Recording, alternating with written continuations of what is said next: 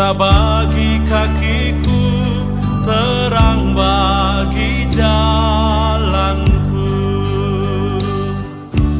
Firman-Mu. Izinkan saya berkata begini ya. Kalau kita sebagai gereja, gembala, hamba Tuhan tidak melakukan seperti yang baru kita diskusikan, ya saya harap jangan marah loh ya. Begitu pula kita anak-anak yang betul-betul menghormati orang tua dan tidak menelantarkan orang tua kita karena perintah agama atau perintah gereja, ya jangan marah. Kebenaran yang disampaikan sebagai kebenaran itu pasti akan melukai orang yang tidak melakukan kebenaran itu. Nah, orang yang melakukan kebenaran, maka ketika kebenaran disampaikan, nggak akan pedih, nggak akan perih, karena dia nggak ada luka dalam hidupnya.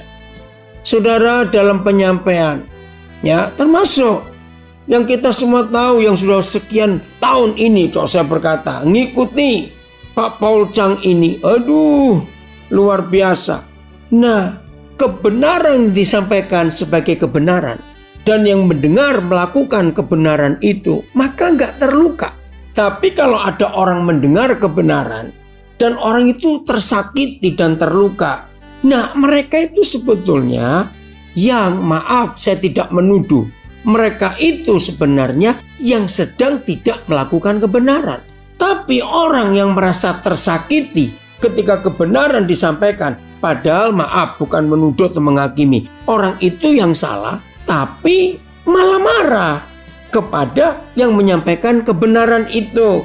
Nah, maka itu dalam pembahasan tema kita sekarang ini menghormati orang tua, nah kita akan lihat kebenaran. Jadi kalau ada gembala, ada murid Yesus yang mendengar kebenaran ini dan menjadi pelakunya, pasti tidak akan terluka dan tersakiti karena itu kebenaran. Oke? Sekarang mari kita belajar untuk mengerti bagaimana cara kita menghormati orang tua. Kita baca Matius 15 ya. Injil Matius pasal 15 mulai ayat yang pertama. Oke? Matius 15 mulai ayat yang pertama.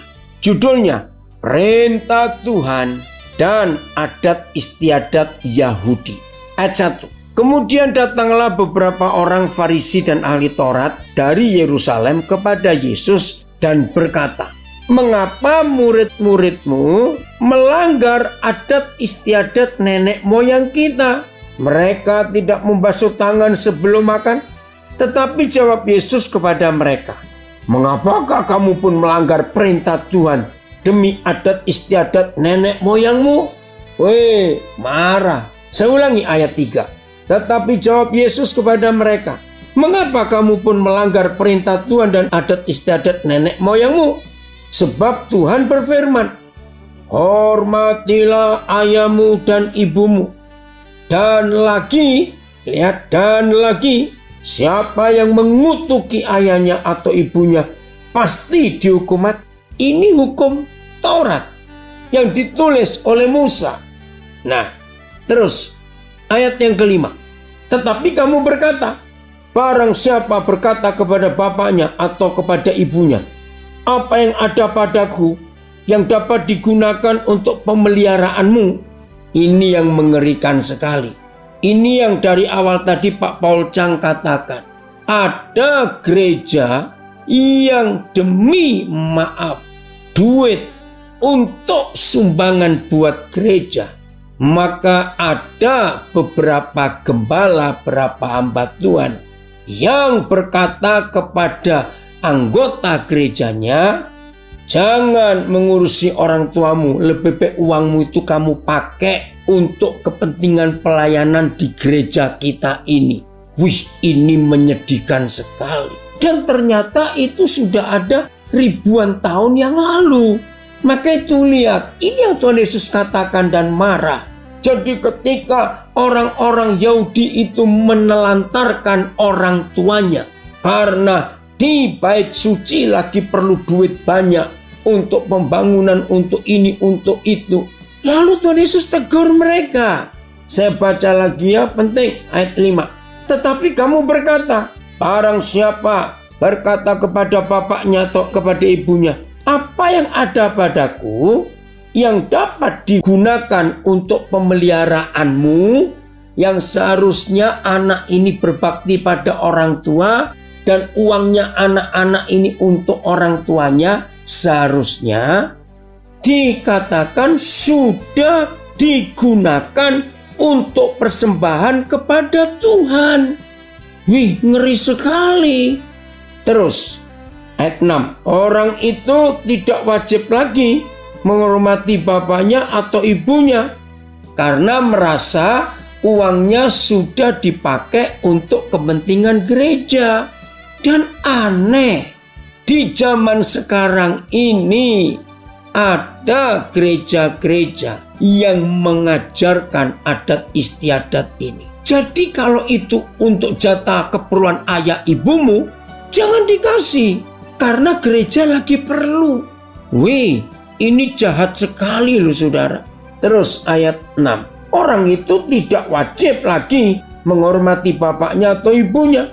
Dengan demikian firman Tuhan kamu nyatakan tidak berlaku demi adat istiadatmu sendiri.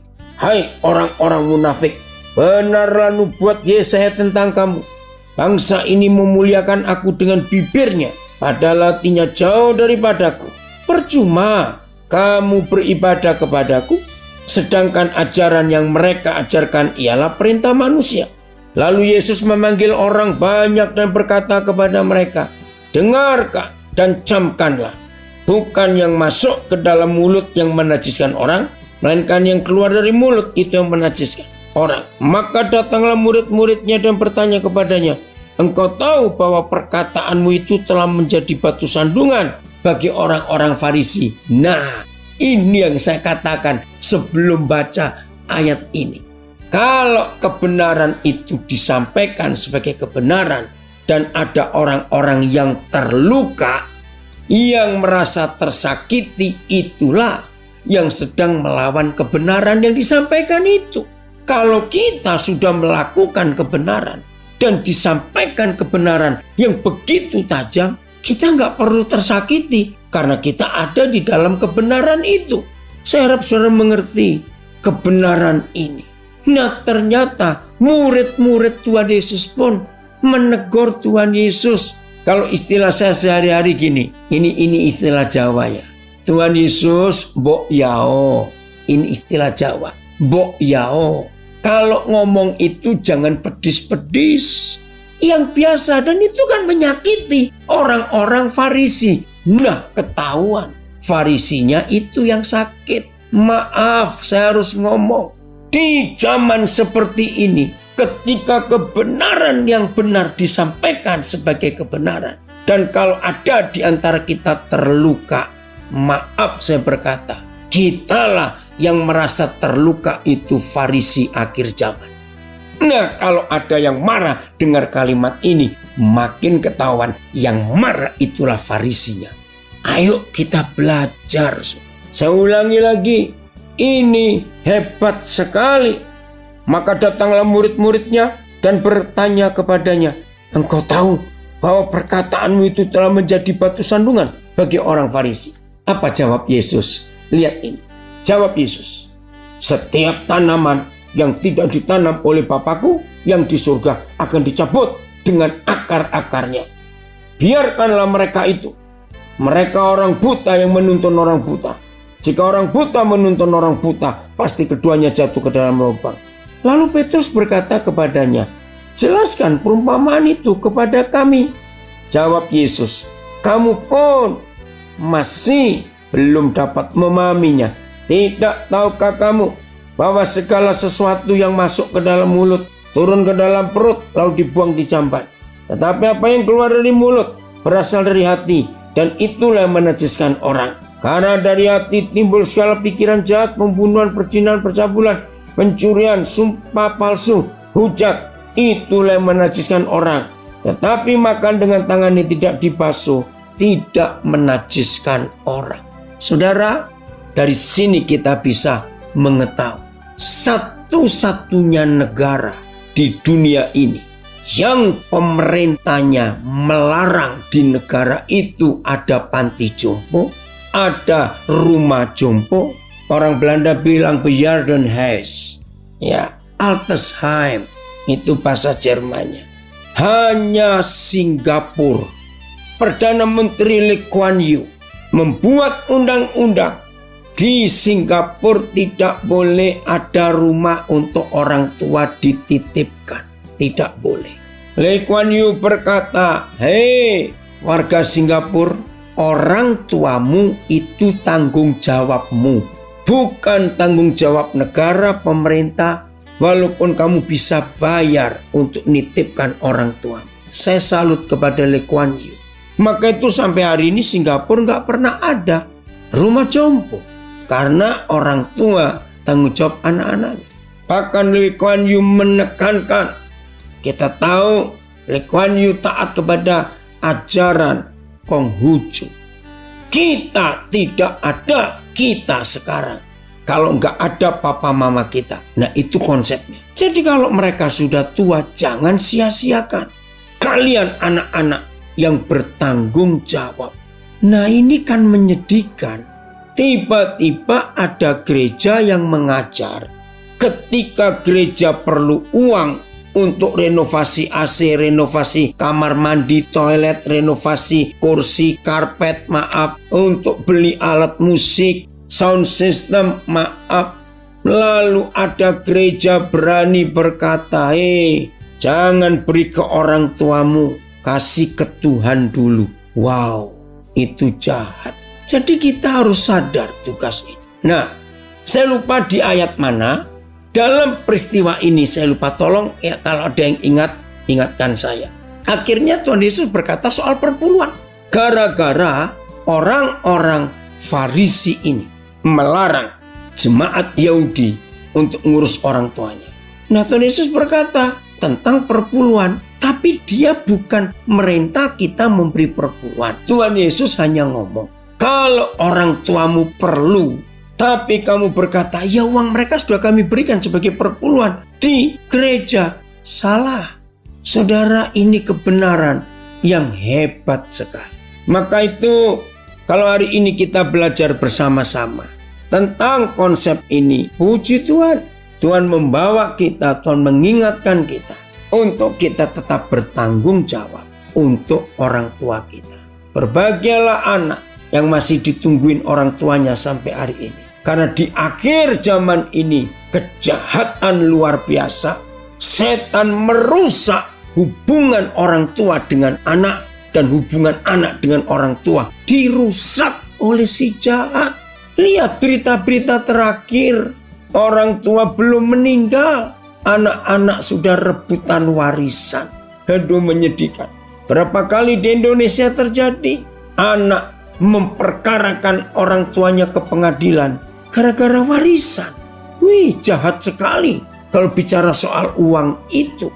Nah, dari sini kita belajar bagaimana Tuhan Yesus mengajarkan hukum yang luar biasa ini.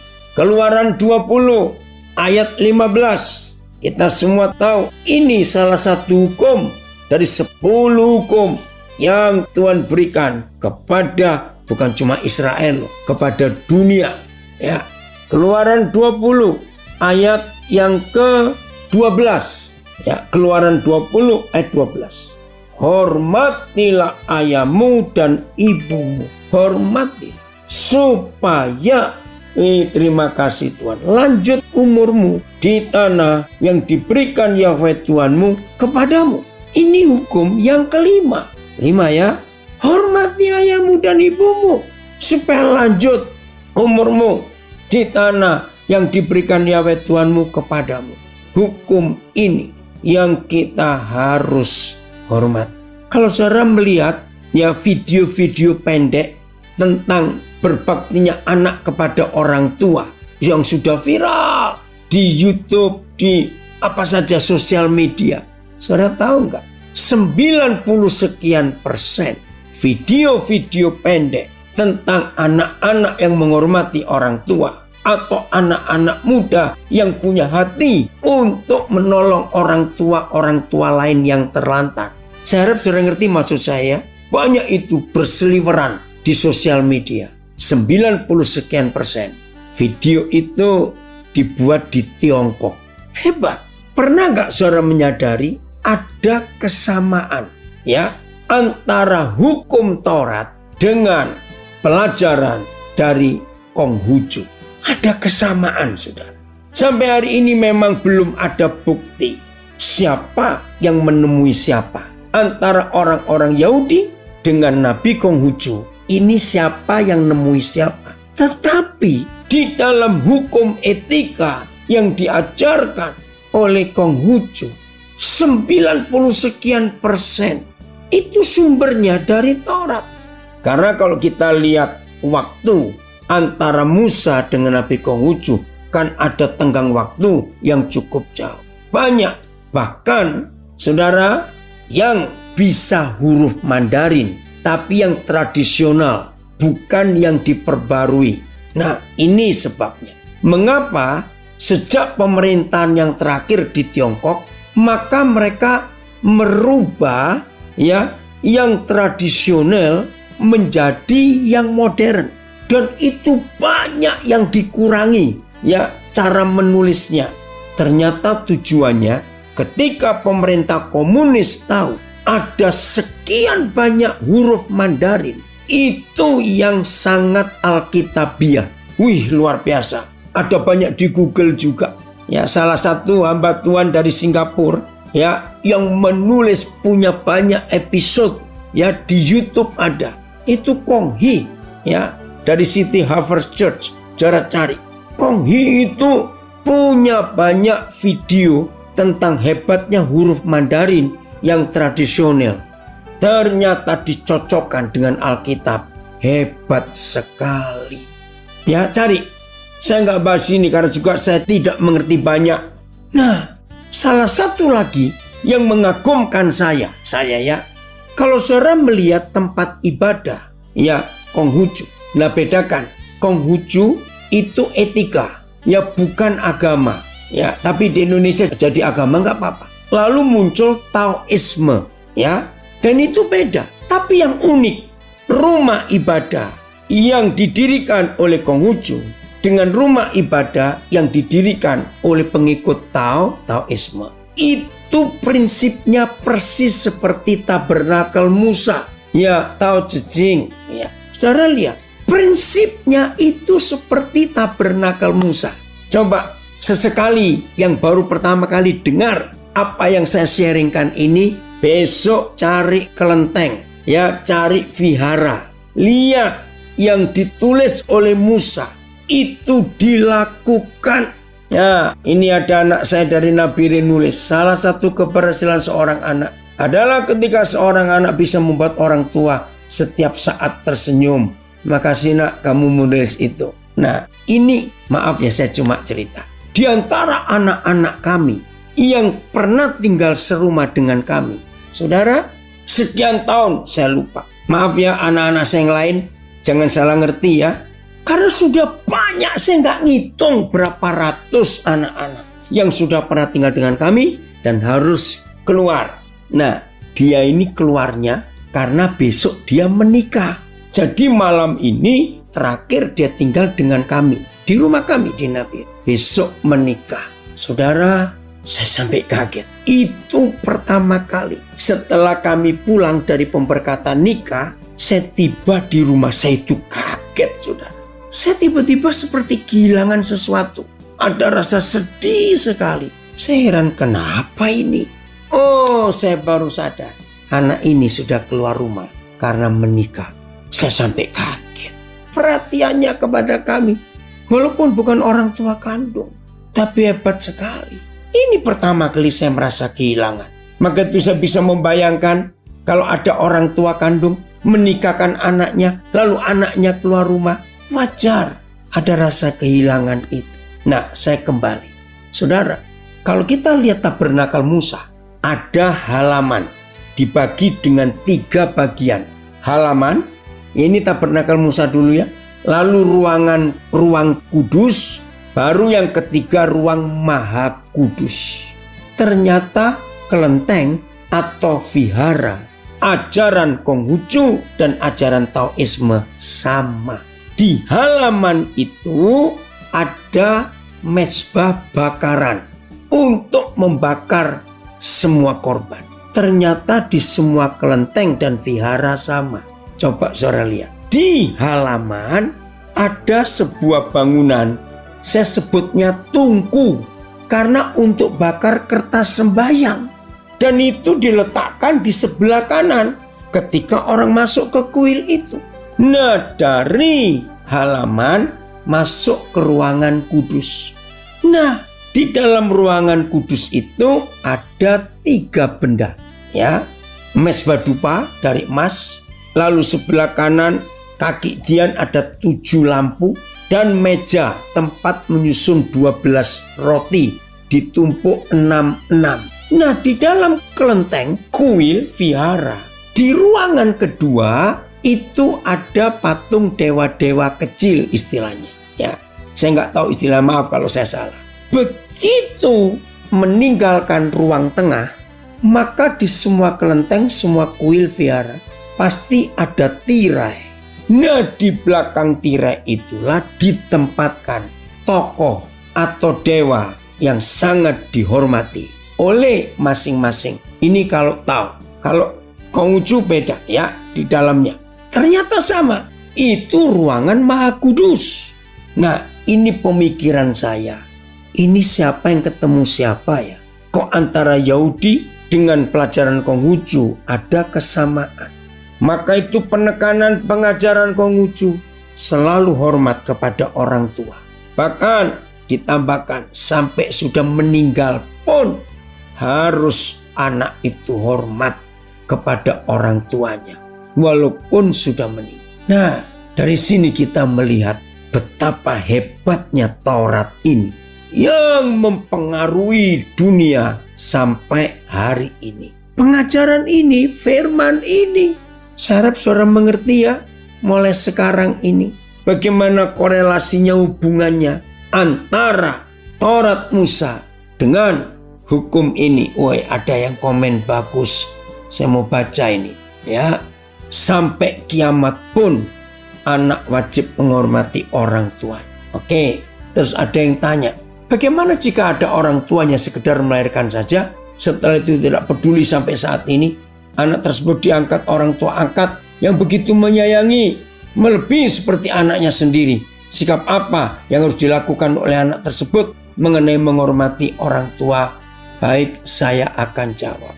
Pertanyaan ini kami suami istri sudah mengalami ratusan anak yang orang tua kandungnya tidak sayang dengan banyak alasan. Lalu kami tahu dan kami ambil anak itu. Dan mereka betul-betul kami anggap seperti anak kami sendiri. Saudara, saya kuliahkan. Nah, saya nggak tahu siapa pernah punya pengalaman seperti saya. Karena begitu banyak anak yang Tuhan titipkan kepada kami. Saudara, kami ini punya pengalaman unik, yaitu melamar anak orang. Dan uniknya lagi, puluhan suku, budaya, dan tradisi kami sudah hadapi melamar anak orang dari suku-suku yang berbeda. Luar biasa. Jadi kami ini kaya. Dalam tradisi Batak kami tahu, Batak Karo tahu, Batak Toba tahu. Ya, tradisi Nias kami tahu, tradisi Jawa, Toraja, banyak suku. Suku Dayak itu berapa banyak yang kami pernah melamar. Dari Timor, dari Maluku, dari Papua. Wih, keren. Jadi senang. Ini tadi sore dapat berita lagi. Nanti saya mau melamar. Anak saya ini yatim piatu, orang Nias dari Medan. Bertemu dengan calon istrinya orang Jawa, tapi saya nggak punya ayah. Jadi sore kami berunding, kapan lamarannya? Nah, maka kami jadi kaya mengenal tradisi suku-suku yang berbeda-beda itu. Maaf ini kalau ada orangnya. Di antara semua suku, jangan tersinggung ya, saya cuma bicara. Waduh, melamar anak orang Batak itu nggak main-main ribetnya, maaf. Tapi ada yang lebih ribet lagi, yaitu suku Dayak Lundaya di Kalimantan Utara. 3 hari, 3 malam lamaran baru selesai. Itu adat mereka. Seru sekali. Jadi bisa jadi pelajaran yang penting sekali. Nah saudara, maka itu anak-anak yang Tuhan percayakan kepada kami. Kalau orang tuanya masih ada, tapi tidak sayang pada anak kandungnya, kami berkata, tetap hormati orang tua kandung yang melahirkan kamu. Nah, yang bertanya tadi saya nggak kenal siapa. Izinkan saya menyatakan, ternyata ada banyak alasan orang tua kandung tidak sayang anak kandungnya. Ada banyak alasan. Di antaranya, satu, ketika ayah ibu ini menikah, mereka itu tidak cinta. Cuma karena orang tua yang memaksa. Nah, nggak tahu urusan apa dengan orang tua. Maaf ya, dalam berapa kasus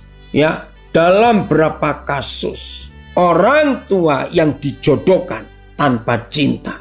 Orang tua ini pasti nggak sayang anak itu karena merasa aku nggak cinta kok, aku nggak cinta bapaknya, aku nggak cinta ibunya anak ini. Itu orang tuaku yang nyuruh. Wajar, orang tua ini nggak sayang.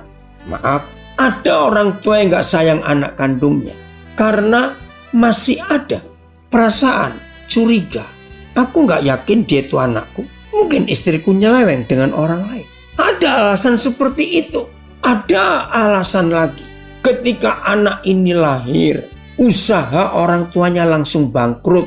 Maka anak ini dianggap anak pembawa sial. Sehingga nggak disayangi.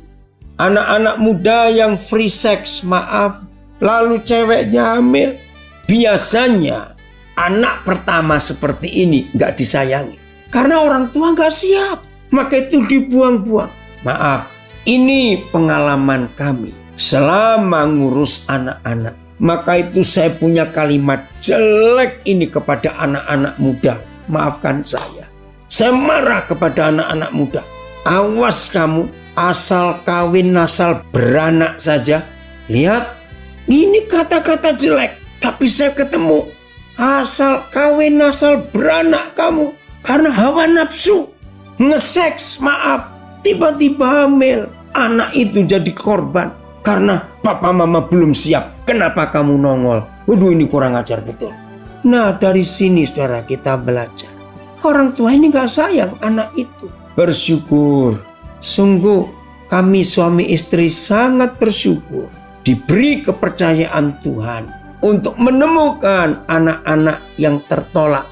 Dengan model alasan apapun juga. Maka itu bagi orang yang kenal kami ini bahagia sekali. Karena mau kemana saja. Dari kota besar sampai kota kecil. Sampai kampung, sampai desa. Puji Tuhan, kami pasti ada anak di situ. Maka itu kami tidak pernah kesulitan. Suruh kemana saja termasuk luar negeri. Ada anak-anak. Nah, jadi pengalaman ini. Jangan asal kawin asal beranak. Kayak si kaki 4 itu. Awas kamu. Lalu anak itu kamu buang-buang. Awas. Ayo kita jadi papa mama buat mereka. Nah, jadi kita harus melihat. Ada alasan-alasan tertentu. Orang tua buang anak kandungnya. Udah, kita nggak usah memaksa orang tua itu. Bahkan tadi ya saya bertemu dengan Frankie Siombing. Bertemu dengan komunitasnya, komunitas Kayu Jati. Nah, saya sharing. Ya, nanti bulan depan saya mau ke Amerika. Itu tujuan pertamanya. Saya akan ngantar salah seorang anak yang Tuhan berikan kepada kami. Dia lahir di Amerika, tapi orang tuanya asli Surabaya. Tapi rusak keluarga orang tuanya. Anak ini terpisah sejak umur 3 tahun lebih. Sampai umur hampir 17 tahun kurang berapa bulan. Baru ketemu ayah ibunya lagi. Ajaib. Nah, karena dia lahir di Amerika, lalu dia punya paspor Amerika dan dia balik ke Amerika. Nah, bulan depan dia diterima untuk masuk Angkatan Udara Amerika, US Air Force. Nah, dia minta, karena kami papa mamanya buat dia, Pak, antar saya supaya saya masuk ke Air Force. Aduh, Saya bangga sekali bisa seperti itu. Nah, ya sudah.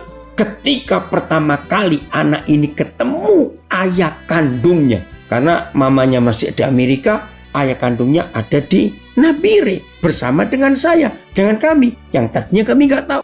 Begitu ketemu, anak ini kontak saya, "Pak, saya manggil apa ya kepada papa biologis saya?" Karena nggak pernah ketemu. Bayangkan. Dan pertama kali papa dan anak kandung ini tidur sekamar di tempat tidur kami.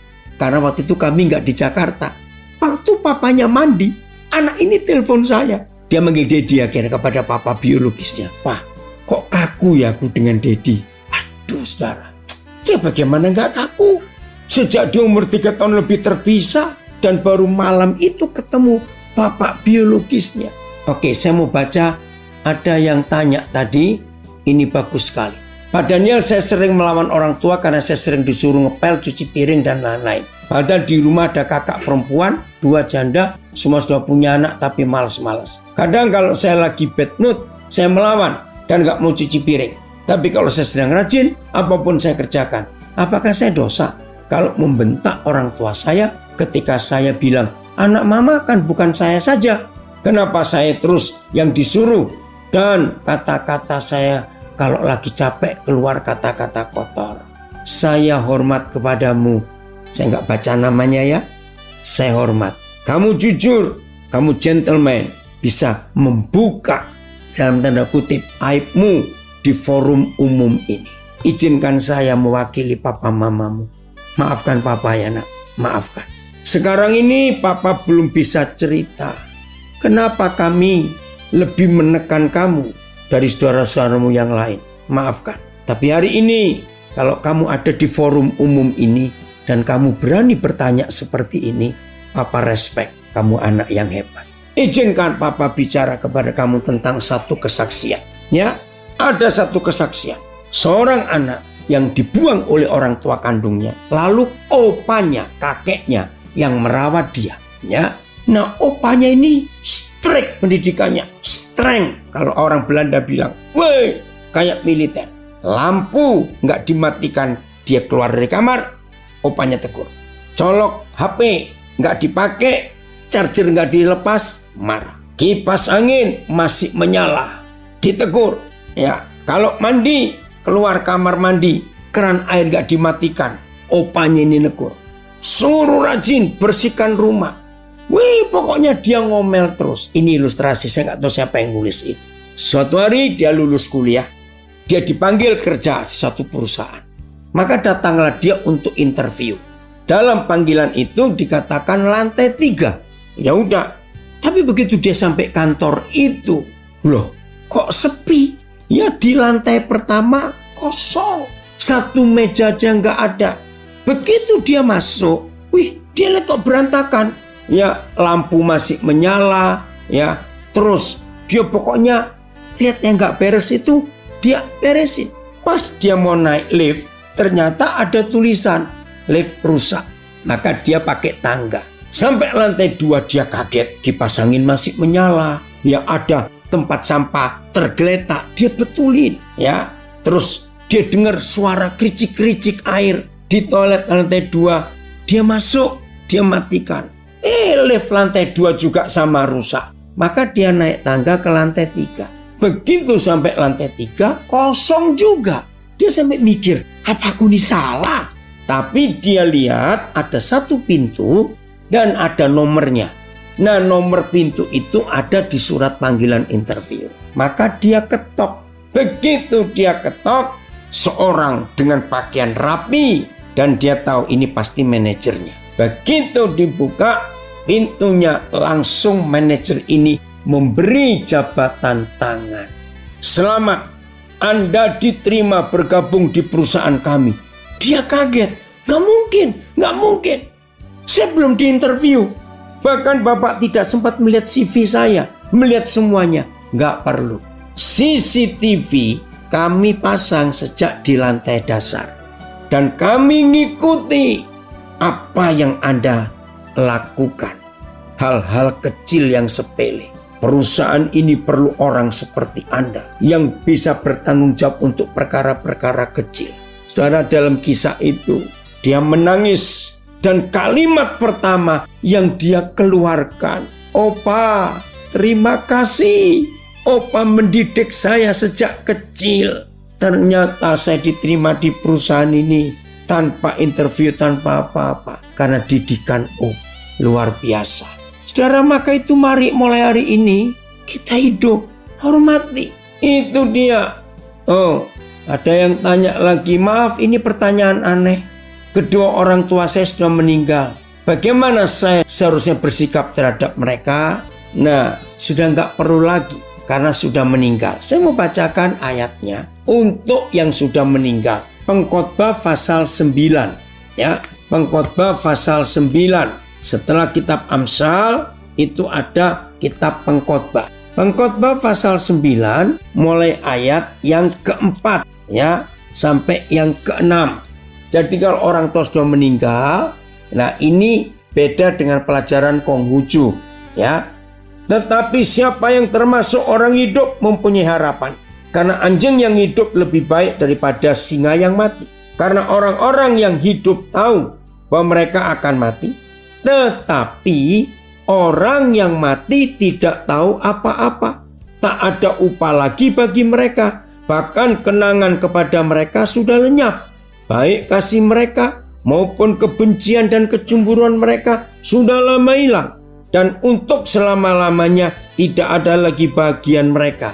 Perhatikan yang bertanya, untuk selama-lamanya tidak ada lagi bagian mereka dalam segala sesuatu yang terjadi di bawah matahari. Jadi ini bedanya pelajaran Konghucu dengan Taurat Tuhan. Jadi nggak apa-apa kalau orang tua sudah meninggal. Ya, ada yang tanya lagi, selamat malam Pak Daniel, saya punya pengalaman dengan mama saya. Berdosakah saya? Ketika mama masih kuat sehat, saya jarang komunikasi, tapi hubungan baik. Namun saat mama saya sakit, stroke, sampai meninggal saya yang rawat dan urus sampai mama meninggal dan nama Yesus. Oh, nggak salah, justru itu bagus. Ya, kesempatan terakhir mama masih merasakan kasih sayang anak ini. Pastor Daniel, bagaimana kalau seorang anak sudah menjalin hubungan dengan kekasihnya kurang lebih 2 tahun, tapi orang tua tetap tidak setuju dan meminta anak tersebut akhiri masa pacaran dan mengikuti pilihan orang tuanya? Nanti saya akan jawab di bagian terakhir. Oke ya. Jadi mulai hari ini ayo semua kita menyadari konsep ini. Oke, sekarang tentang orang tuanya. Saya punya konsep tentang ayat ini. Kalau berbeda dengan saudara nggak apa-apa. Efesus 6 ayat 1 ya. Efesus 6 ayat yang pertama. Ini ayat yang terakhir. Nanti kita akan ada pembahasan. Efesus 6 ayat yang pertama. Nah, termasuk pertanyaan terakhir tadi. Hai anak-anak, taatilah orang tuamu di dalam Tuhan, karena haruslah demikian. 2 sekalian. Hormatilah ayahmu dan ibumu.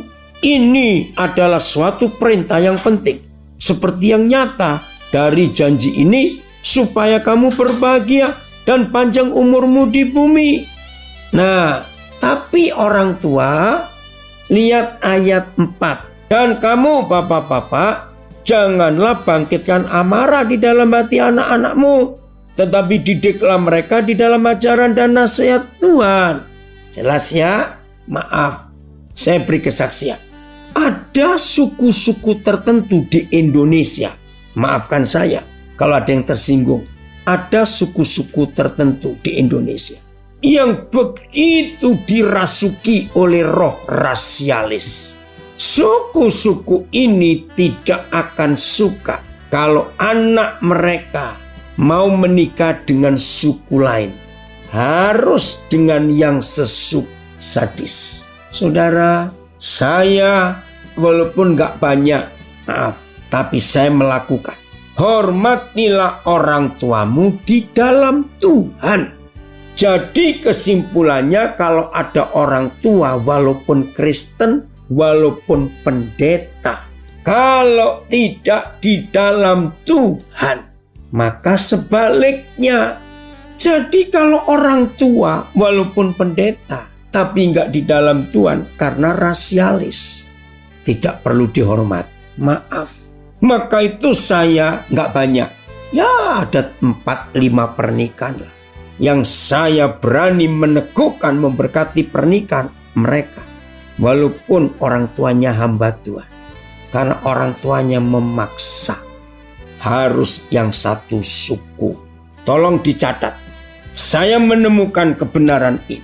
Satu-satunya hak yang Tuhan tidak pernah beri kepada manusia. Siapapun manusia itu. Mau presiden, mau pejabat, mau raja. Catat. Yaitu ketika kita mau dilahirkan. Tuhan tidak pernah tanya. Daniel, aku mau lahirkan kamu ke dunia. Kamu milih mau lahir dengan suku bangsa apa? Nggak ada. Satu-satunya hak yang Tuhan tidak pernah berikan kepada manusia. Yaitu untuk kita memilih. Mau milih dengan suku apa atau bangsa apa. Catat ini. Maka itu ketika ada murid Yesus mengakunya hamba Tuhan lagi. Tapi rasialis bertobat. Kita nggak bisa milih. Mau lahir dengan suku bangsa apa. Tolong perhatikan. Jadi orang tua walaupun pendeta. Kalau nggak di dalam Tuhan. Maaf. Nggak perlu dihormati. Karena rasialis. Alasan kedua. Ada orang tua melarang anaknya pacaran. Karena maaf. Calon besanya miskin. Maaf. Maka itu anak-anak. Temukan alasan. Kenapa orang tuamu melarang kamu pacaran dengan si A atau si B? Kalau alasannya, nah ini ada yang tanya. Kalau nggak seiman bagaimana? Nah itu lain. Harus yang satu roh, satu iman, terang dengan terang. Nggak boleh terang dengan gelap. Yang penuh Roh Kudus harus menikah dengan penuh Roh Kudus. Kalau engkau penuh Roh Kudus, menikah dengan orang yang penuh roh kuda, lain lagi ceritanya. Dengar itu. Beda kalau ini. Oke? Hormati orang tuamu yang di dalam Tuhan. Maka itu papa mama ayo. Apalagi kalau ada papa-papa melukai hati anak-anak. Mari kita bertobat, saudara. Mari kita bertobat. Supaya kita ini jadi orang benar. Ada yang nulis, terima kasih Pak Daniel cerita opa yang mendidik cucunya. Seperti quotes-nya Mahatma Gandhi. Your thoughts, pikiranmu, cara berpikirmu become your word. Become menjadi kata-katamu. Your word, kata-kata kita. Become your behavior. Menjadi sikap kita, tingkah laku kita. Your behavior, tingkah lakumu menjadi kebiasaanmu, your habits. Your habits, kebiasaanmu become your values. Menjadi nilai hidup. Dan terakhir, your values become your destiny. Amin. Jadi ketika kita punya nilai hidup, maka itulah tujuan akhir hidup kita, destiny kita. Hebat sekali. Nah, ada yang tanya lagi, saya ingin menebus dosa saya terhadap ibu saya yang ketika beliau sakit sudah meninggal dunia, saya kok tidak optimal merawat beliau. Bagaimana caranya? Apakah bisa dengan merawat adik saya yang kebetulan saat ini sedang sakit? Ibu saya sebelum meninggal pernah menitipkan adik-adik saya kepada saya. Terima kasih. Betul. Kalau ada di antara kita baru menyesal sekarang terhadap orang tua karena orang tua sudah meninggal, rawatlah orang tua yang lain. Jadi cari ibu-ibu yang perlu ditolong. Rawat. Itu tanda bahwa kita bertobat. Ya, termasuk merawat adikmu. Karena itu pesan orang tuamu, pesan mama sebelum meninggal. Nah, ada yang tanya, mohon pencerahan Pak Daniel, bolehkah kita mendoakan orang tua kita sudah meninggal? Nggak bisa. Tadi itu Pengkhotbah 9 ayat 4-6. Kalau sudah meninggal, kita tidak bisa ngapa-ngapain. Ada yang tanya lagi, seorang suami di keluarga kakak saya pendendam. Misalnya berdebat kecil saja, sudah langsung seperti dicambuk. Sehingga reaksinya luar biasa marah dan tidak mau ditegur biarpun kita sudah hati-hati dalam berkomunikasi. Karena akhirnya pasti diam berhari-hari, pendendam. Bagaimana menghadapinya Pak? keluarga jadi kurang harmonis dengan sifat dan sikap demikian, kita jadi hati-hati jika ada ipar tersebut.